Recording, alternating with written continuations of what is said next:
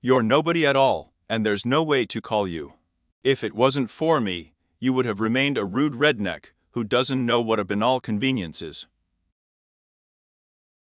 So sit down, don't blab, or I'll go to another younger, prettier one." Pleased with himself, Maxim slammed the door and went out into the street, while looking around with a proud look at his large three-story house. He got into an expensive fancy SUV and drove out of the gate. "Look, you decided to object to the breadwinner. Lives, eats, drinks at his expense, and even arises.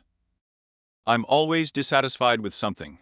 Just think what's wrong here. I didn't spend the night at home.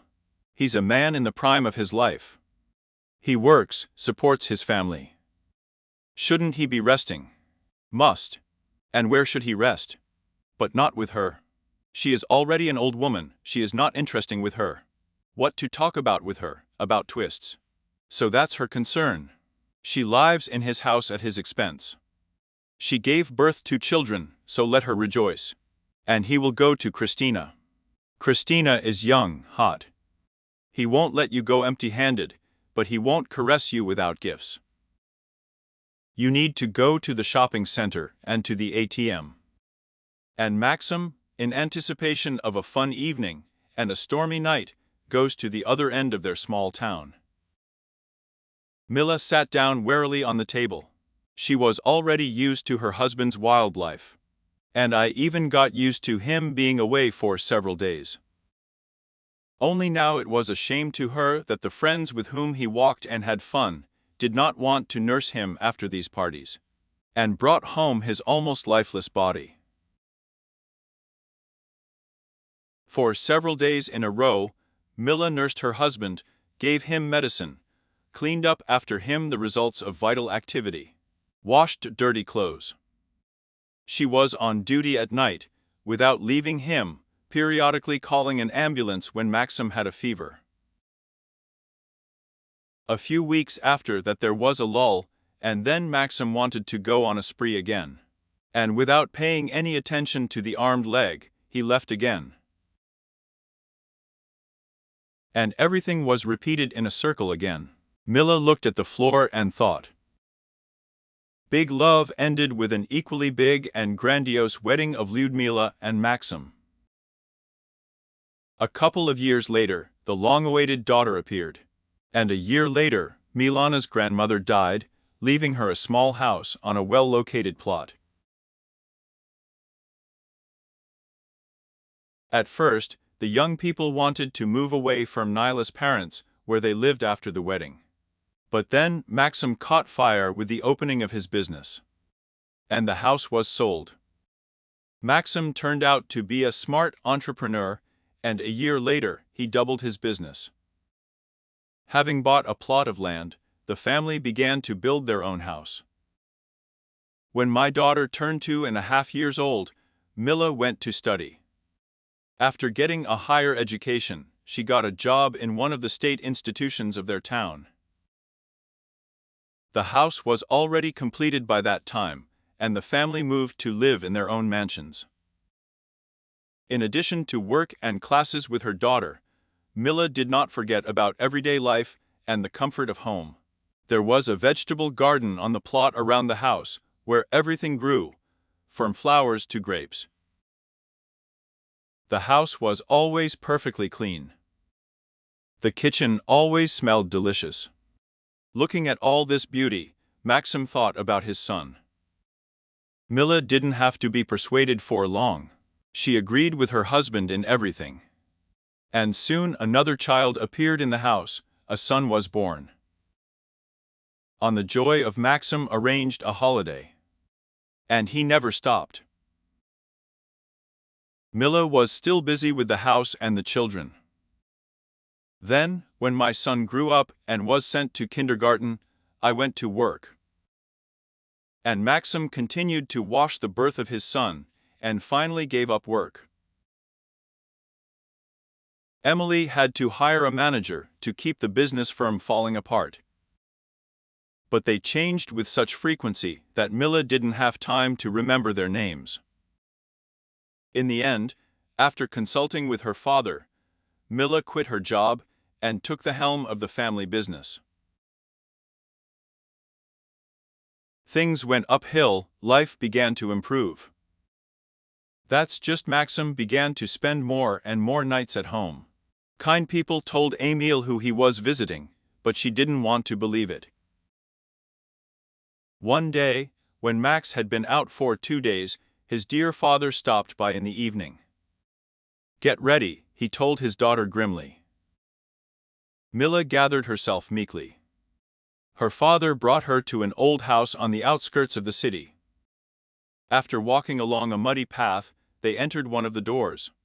Pushing the door with his foot, the picture opened. Her drunk husband is lying naked on some dirty rags, and a young girl is sitting on him in the same form. Turning around and seeing Milla, the girl began to laugh. "What, have you come to learn how to hold a man?" Milla didn't say a word, she left. She walked to the car and got in. "Dad, please take me home," Milla said in tears. At first, Maxim crawled on his knees in front of her and swore that this would not happen again, as long as she did not file for divorce. Milla believed and forgave again, all for the sake of the children. But then, apparently believing that he was getting away with everything on time, Maxim stopped apologizing. But, alas, there is no walking. And today, when her husband was going to the Zag once again, Milla turned to him. "Max, let's get a divorce. Why should I be courting you and cleaning up after you? Let your mistress do it. Why doesn't she want to nurse you after a party? Take you of a binge, change your pants, take you out from under you. Why do I have to do this? Live with the woman you love. That's enough, I'm tired." To which Maxim gave her his indignation, and, proud of himself, left. Milla sat and thought. It was already dark outside the window when she picked up the phone and called. "Dad, please help me, I can't do this anymore." When, 2.5 weeks later, friends brought a drunk Maxim to the gate of his house, no one opened it for them. They left him right at the gate and drove away. A neighbor passing by called an ambulance. Returning a month later, angry, with thoughts of revenge, Maxim found no one at home, went to Lyudmila's parents. Her father opened it to him with a gun. "Oh, the son-in-law has appeared." "That's right," the man grinned. "Milla where?" Maxim shouted impudently. "It's none of your business, and she's not nice to you anymore, but Lyudmila Konstantinovna. She filed for divorce and for the division of property. So get out before I recharge." "What other section? Who is she to share mine? And firm what fright did it get yours? The business was bought with her money, she worked no worse than you, and for you even recently. The whole house and the kids were holding on to it, and yours too. And you were just drinking, she was hanging around with women. Get out," dear father said politely. Maxim, shouting loudly and waving his fists, left. Several more times he came to his father-in-law's house, threatened, then begged, then swore again. Neither Lyudmila nor the children have ever come out to him. Soon the trial took place and they were divorced. Milla and the children had the big house. The court awarded the car to Maxim. The firm was split in half and subsequently sold. Maxim, at first, walking with the money from the sale of the company, called Milla and her whole family names in every way. Said that she was an idiot and no one needed her, she would disappear without him. His friends in the bottle willingly supported him until Maxim ran out of money. A young and hot girl slammed the door in his face when it turned out that he came to her with nothing.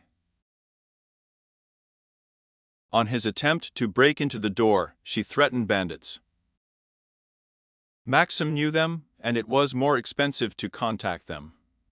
Several more times, he tried to return to his former home, to his former family. But Lyudmila went to court, and Maxim was forbidden to approach the house, even to the gate. Then he sold his car and bought a small room in a hostel on the outskirts. In order to somehow feed myself, I got a job as a loader in a nearby store. Has he come to his senses? Does he regret his actions towards his family? Of course not. He still blames Lyudmila for everything and tells everyone who listens to him what an ungrateful and impudent bitch she is, who squeezed out his property and company. Mila returned to her old job, still happy to deal with children and the site. The other day, her colleague finally persuaded her to accompany her home. But, despite the fact that she agreed, Mila is not ready to enter into a new relationship yet.